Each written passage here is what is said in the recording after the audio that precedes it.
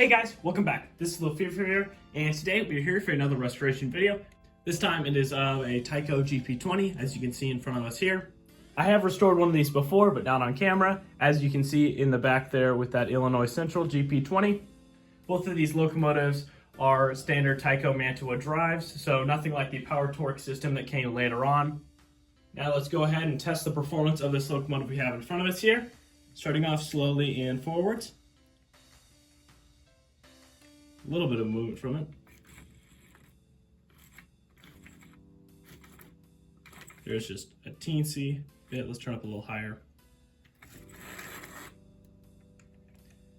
Seems to be picking up power. It's just, I think that the wheels are very oxidized and it's not really picking up that much. All right, now let's carry this on over to the workbench. The first thing I want to do is open up this locomotive. To do that, I'm going to start and disassemble this bottom weight just by taking a screwdriver and undoing both of these two bottom screws.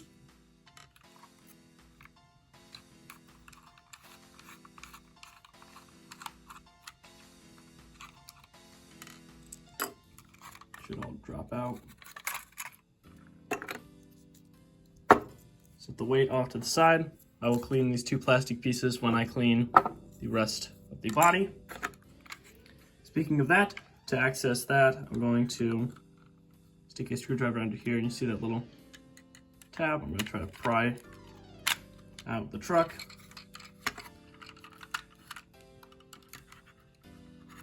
These ones can be a little tricky sometimes.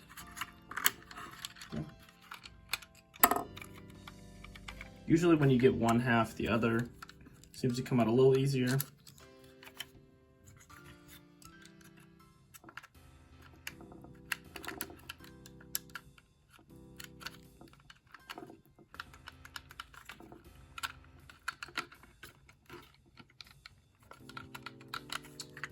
Try to wiggle it out. Don't know if it's caught on something else or not. There we go. Try to twist to get the coupler out. And the whole motor setup is now out. Next, I'm going to try to remove the light just by undoing the little screw it's attached to.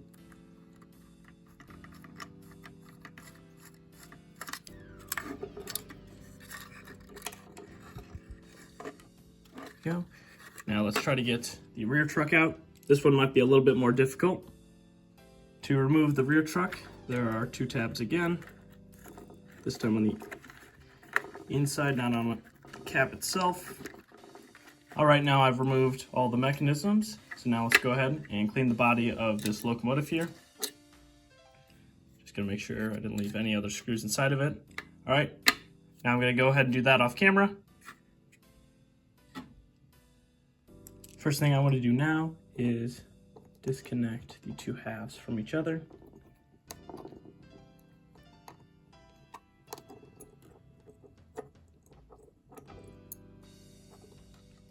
There we go. This will make both sets easier to clean since you don't have to worry about them being wired together with each other. I'm going to unscrew the motor plate as well.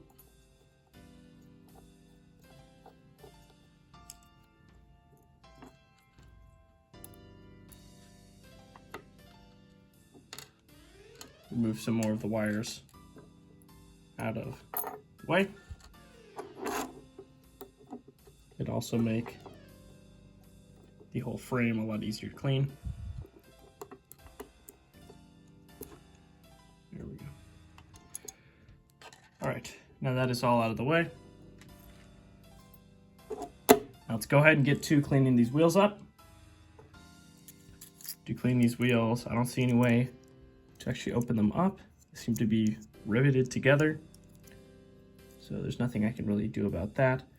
What I will do is wipe these down with some Q-tips. Try to get some of that gunk away.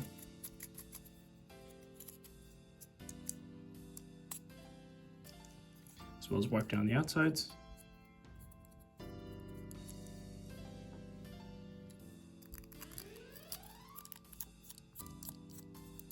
And of course, the coupler just a little bit here. Now, before I lubricate anything, I want to clean these wheels up. And to do that, I'm just going to take a Pico Track Bright and have the wheel here, just scrape away at it, slowly shining the wheel up. It is a little difficult with these wheel sets since I haven't found an easy way to disassemble them, but I will try my best to clean them up with the tools that I have. All right, now I have the wheel set cleaned up. You can see how shiny the wheels are now. Next, I'm going to lubricate the set, just using some Label 102.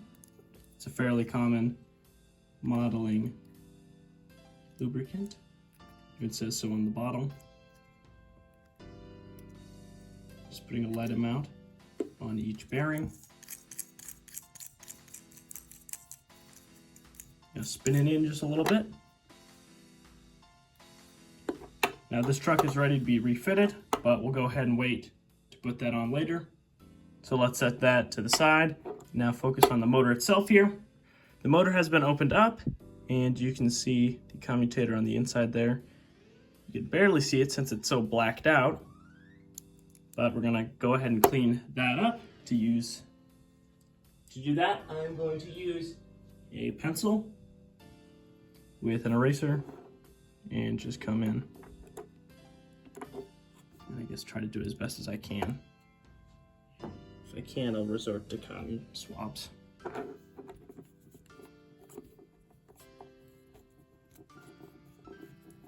See if there's any grease on the commutator here. Ugh. That seems to be the issue. Normally cotton buds don't clean that well on a commutator, but since it's picking up so much and getting black so quickly, I'm assuming there's some sort of oil leak onto the commutator. Since this one's pretty black, and I haven't seen many that are this dark of a color, I will come in, of course, later and scrape it with something a little bit more abrasive, but not too abrasive, because I don't want to scratch the brass underneath. There we go. I'm going to try to rotate the motor so I can try to clean the other half of it. All right, now I'm just going to come back with a new fresh cotton swab here. Looking in, you can see it's a little bit more copper colored now, and even on the underside you can see it just a little bit. So I think when I'm doing these Q-tips, they're actually rotating the motor itself just a little bit. Yeah, I can see it. Might be a little hard for you guys to see inside of there, but I can see it spin. I spin at an angle. So this will help clean up, I guess, the grease all around it. So I don't need to power the motor just to rotate a little bit. Once we're done cleaning up this gunk and grease, I'm going to clean out the gaps in the plates of the commutator. Just take a look now. Yeah, you can see the copper color in there. Yeah, it's pretty clean and not terribly blackened like some have when they get oxidized. This one doesn't seem to be terribly oxidized. Now I'm going to come in with a toothpick.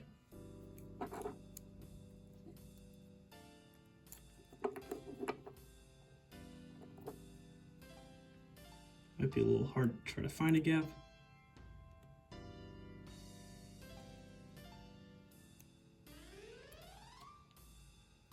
See, there's a little bit, not much in there.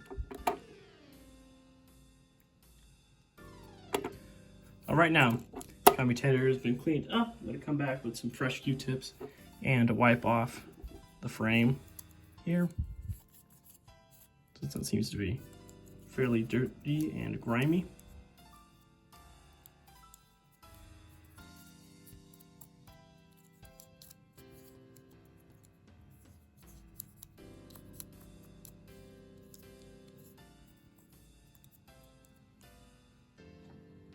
There we go. I'm gonna go ahead and clean these wheels underneath.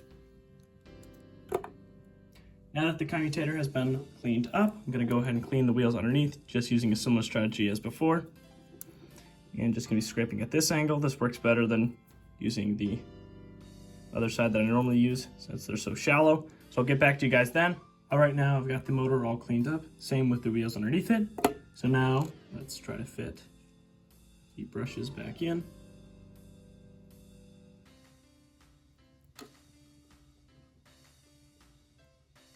Now I've got the plate down. I'm gonna try to screw it all back in.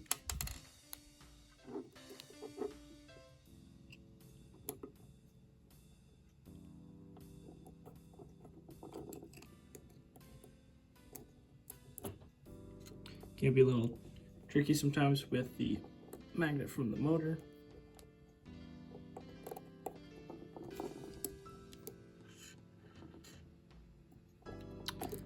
There we go.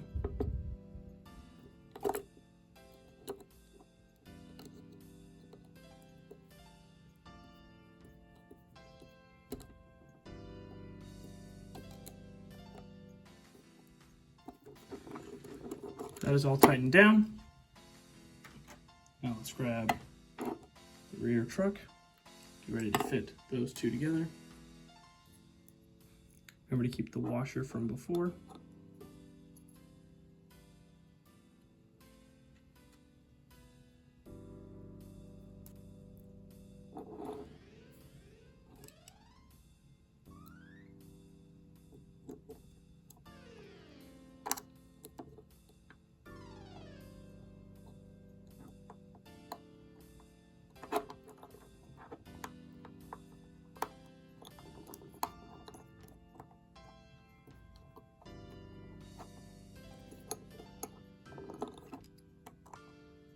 There we go.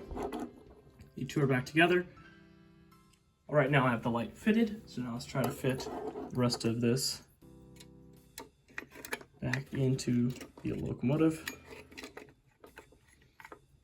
I have to twist to fit the coupler back in place.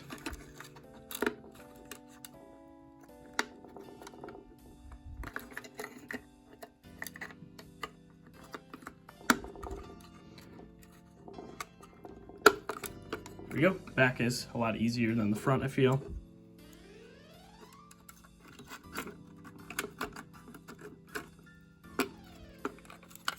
This one went too far.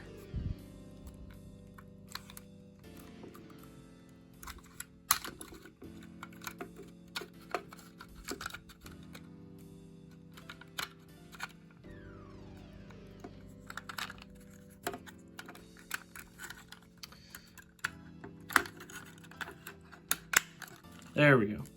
That side's in. Let's check the other side. All right, now both sides are in. Set this all back down. And now let's go ahead and test this locomotive. All right, now we have it down on our little test track here. I wanted to test it out before I put the weight back in case I have to open anything else back up. So let's just test it off, starting off and forwards. There we go. Might need to get used to running in a little bit. There we go. I also have not lubricated anything in the motor yet. I still need to do that. So that might be why it's a little herky-jerky. But it's definitely running at a lower voltage than it was before. And so now let's do these finishing touches. All right, now we have it back down. I'm testing out my new cradle for the locomotive here. So when I have the shell on, it'll be a lot safer, so I don't have to accidentally crunch anything. Just gonna put a little bit of lubricant on each axle. It does make it a little seesaw-y. Yeah, it does want to tip to one side. Now I'm gonna add just a tiny amount of lubricant to the gear set. I'll be really precise with a toothpick here. I will scrape up some of the excess.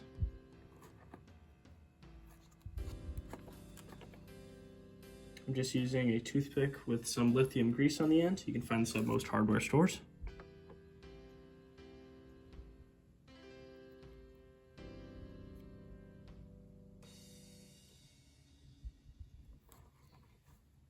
All right, now time to wipe away any excess.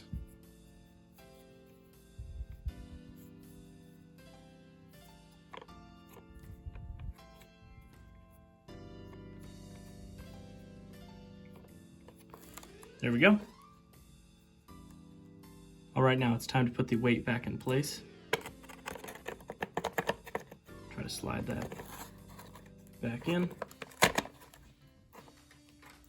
Grab the other side piece.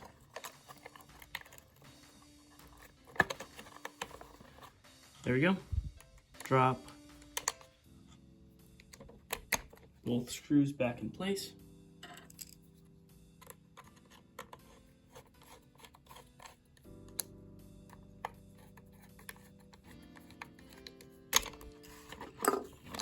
There you go. I believe this locomotive is fully back together. Now let's get it out of its little foam prison here. There we go.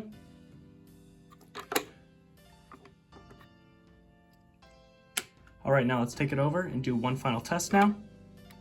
All right, now, since we have the locomotive all together, let's do one final little running test here, starting off in forwards.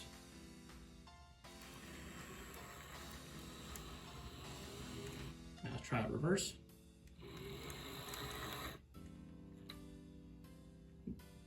Little caught.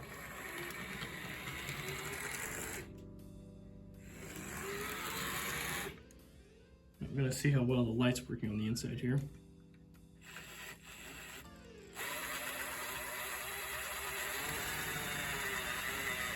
Not really seeing anything on the inside, but I'll have to check the previous footage to see if the light even worked in the first place. I don't have any replacements for these bulbs at all, so if it's out, it's out. There's nothing I can do about that. But if it was working in previous footage, I'll go ahead and try to figure out how to correct my error.